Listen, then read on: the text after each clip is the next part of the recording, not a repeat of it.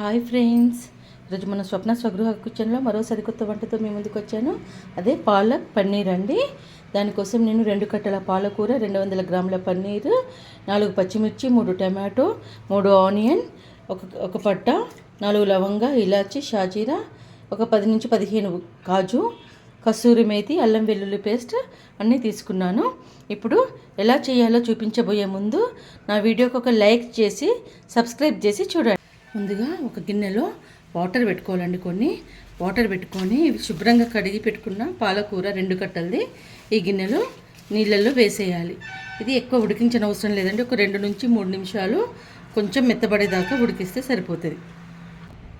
ఇప్పుడు ఈ పాలకూరను తీసి మనం మొత్తం ప్లేట్లో పక్కకు పెట్టుకుందాం. తర్వాత అదే బాణీలో ఒక టీ స్పూన్ ఆయిల్ వేసేసుకొని మనం తీసుకున్న హోల్ గరం మసాలా అండి, 4 లవంగాలు, 2 ఇలాచి, కొంచెం షాజీరా, తర్వాత కొంచెం పట్ట వేసేసి వేపుకోవాలి. మన మసాలా అంతా వేగినాక మనం తీసుకున్న పచ్చిమిర్చి వేయాలి. ఇందులో మిర్చి వేగుతుంటేనే మనం తీసుకున్న ఉల్లిగడ్డలు, పెద్ద పెద్ద ముక్కలు కట్ చేసుకున్నాం కదండి, ఉల్లిగడ్డలు, టమాటోలు వేసేసేయాలి. పాలకూర టమాటో తినడం ఇష్టం లేని వాళ్ళు ఈ కాంబినేషన్లో టమాటోని స్కిప్ చేయవచ్చు. తర్వాత కాజు నానబెట్టుకోకపోతే ఇందులో వేసి వేపుకోవచ్చు, కానీ నేను నానబెట్టుకున్నాను కాబట్టి డైరెక్ట్ మిక్సీ పట్టేయచ్చు. సో ఇప్పుడు ఇవన్నీ లో ఫ్లేమ్లోనే పెట్టుకొని ఒక 5 నుంచి 10 నిమిషాలు టమాటో మొత్తం మగ్గేదాకా ఉడికించుకోవాలి. చూడండి, ఇలా మొత్తం ఉడికినాక స్టవ్ బంద్ చేసి ఇది పూర్తిగా చల్లారనిచ్చినాక మిక్సీ వేసుకుందాం. ఇప్పుడు మనం ఉడికించి పెట్టుకున్న పాలకూర, కాజు, టమాటో, పచ్చిమిర్చి మసాలా అంతా ఒకటేసారి మిక్సీలో వేసేసేసి మిక్సీ పట్టుకోవాలి. చూడండి, మనం పాలకూర మసాలా పేస్ట్నంతా ఎంత వీలైతే అంత మెత్తగా మిక్సీ పట్టి పెట్టుకోవాలి. ఇప్పుడు కూర తాలింపు వేసుకుందాం. తర్వాత స్టవ్ ఆన్ చేసుకొని ఆయిల్ వేసుకోవాలి. పూర్తిగా ఆయిల్ వేయద్దండి, ఆయిల్ను బటర్ కలిపి వేయాలి. కొంచెం బటర్ కూడా వేయాలి. వెల్లుల్లి పేస్ట్,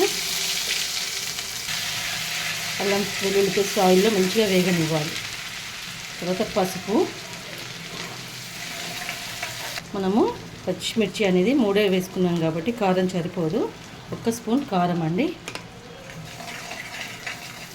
వేసేసి మనం మిక్సీ పట్టుకున్న గ్రీన్ పేస్ట్ని, పాలకూర పేస్ట్ని ఇందులో వేసేయాలి. సిమ్లోనే వండాలండి, ఇది హై ఫ్లేమ్లో వండొద్దు, అడుగంటుద్ది. సిమ్లోనే మంచిగా ఇందులో నుంచి ఆయిల్ అంతా బయటకు వచ్చేదాకా ఉడకనివ్వాలి. ఇది మంచిగా మూత పెట్టి ఉడకనివ్వాలి. చూడండి, ఇప్పుడు ఇలా ఉడుకుతున్నప్పుడు మనం ఇంతవరకు ఇందులో ఉప్పు వేసుకోలేదు. చూడండి, ఇలా పాలకూర అనేది గ్రేవీ అనేది మంచిగా ఉడుకుతుంది. ఇందులో ఉప్పు అనేది, కారం అనేది ఎవరి టేస్ట్కి తగ్గట్టు వాళ్ళదండి. నేను 1 స్పూన్ వేసాను. ధనియా పౌడర్,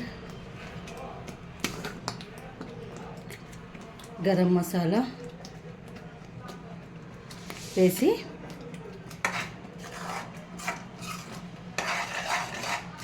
ఇందులో కొన్ని వాటర్ వేయాలండి. వాటర్ వేసి అందులో నుంచి బాగా ఎక్కువ వేయద్దు, నేను ఒక చిన్న గ్లాస్ వాటర్ వేసాను.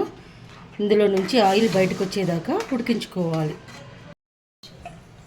చూడండి, మనకి ఆయిల్ మొత్తం ఇలా బయటకు వచ్చేస్తుంది ఉడికి.